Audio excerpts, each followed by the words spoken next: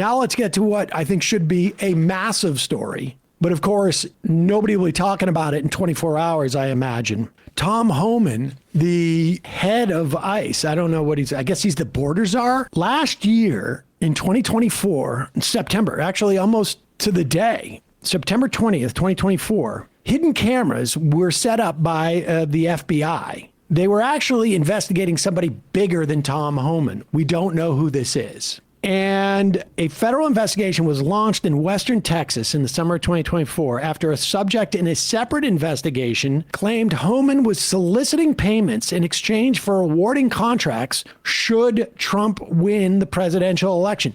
You'll recall, certainly by the fall, but over the summer, Tom Homan was marched out every other day by the Trump administration and was saying, I'm going to come back and I'm going to be the ICE head and I'm going to deport all sorts of people. I mean, he was bragging about it. And I think he was even named by Trump in like a shadow cabinet. I don't know if it was at this point. This is according to an internal Justice Department summary of the probe reviewed by MSNBC and people familiar with the case. The U.S. Attorney's Office in the Western District of Integrity section to join in its ongoing probe into the border czar and former acting director of Immigration and Customs Enforcement, Tom Homan, and others based on evidence of payment from an FBI undercover agents in exchange for facilitating future contracts related to border enforcement. They have hidden video camera recordings. Now, I understand it, like there'd be some room if it was just audio because it's Tom Homan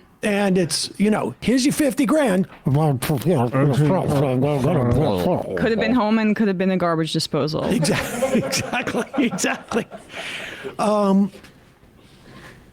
Undercover FBI agents posing as contractors communicated and met several times last summer with a business colleague who introduced them to Homan, and with Homan himself, who indicated he would facilitate securing contracts for them in exchange for money once he was in office. This is according to documents and the people familiar with the case.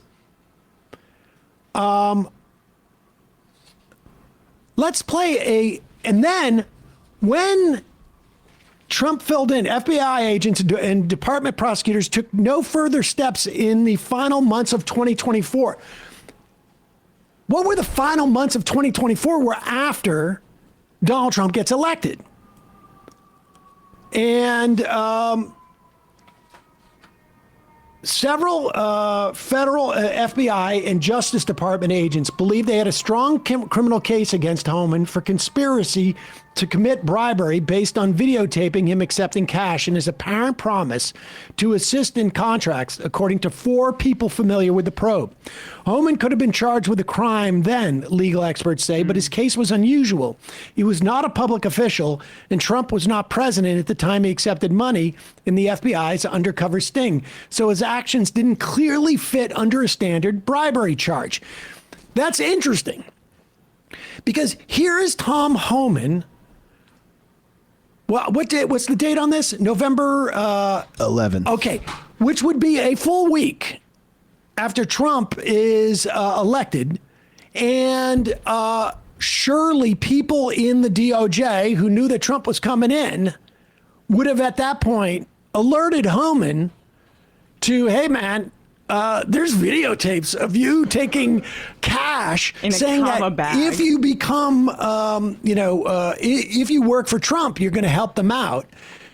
So maybe you should make it clear that you're just an average Bloody dude. twist of words. Yeah. Make it clear. To the extent that you can articulate it, you're just an average dude. Let me be clear. I don't work for the campaign. I haven't taken a dollar from the campaign. Tom Homan's doing it because I think he's the greatest president of my lifetime. I want to see him back in the White House. Third person. Nobody says Tom Homan's working for the campaign. Tom Homan is working for the campaign. Tom Homan's working in the interest of the campaign. Tom Homan is employed by the campaign in interest. I'm doing it because Tom Homan, retired ICE director, the guy spent 3.5 decades doing the job. I want him to be president. I'll do what I can to help him. That's what it is. He doth protest a little bit too much. I'm doing this out of the goodness of my heart, not just because I think that if he gets into office, he will drop this case. He's making it clear that he has no association with them at that time, which makes the bribery charge harder to pin because he doesn't have the ability to do. He's getting paid on a hypothetical. This is like an if-come bribe, if you will. It is still a crime, however, for anyone to seek money to improperly influence federal contracts, the legal expert said, and whether they are a public official or not, or whether they ever delivered on their promise or not. If someone who is not yet a public official but expects to take bribes in exchange for agreeing to take official acts after they're appointed, they can't be charged with bribery, said Randall Eliason, former chief of public corruption. But they can be charged with conspiracy to commit bribery. In a conspiracy charge, the crime is the agreement to commit a criminal act in the future. And so what Homan's doing in that instance is trying to make it clear, like, I'm in no way affiliated with them. So I'm just out here doing this for the sake of like any other citizen. I love Donald Trump, et cetera, et cetera. I'm like one of you in the crowd.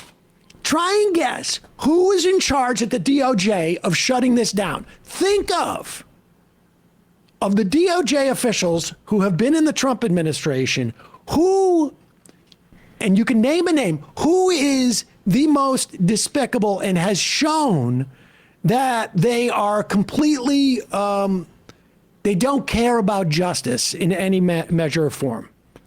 Who do you think it was? There's not many names we know about from the Trump DOJ at this point. Mm-hmm. Beauvais or Bovee.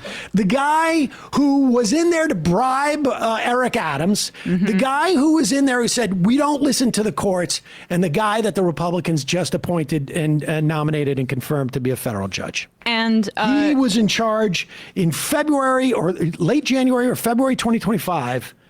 Former acting Deputy Attorney General Emil Bovee was briefed on the case and told the Justice Department official he didn't support the investigation, according to people familiar with the case.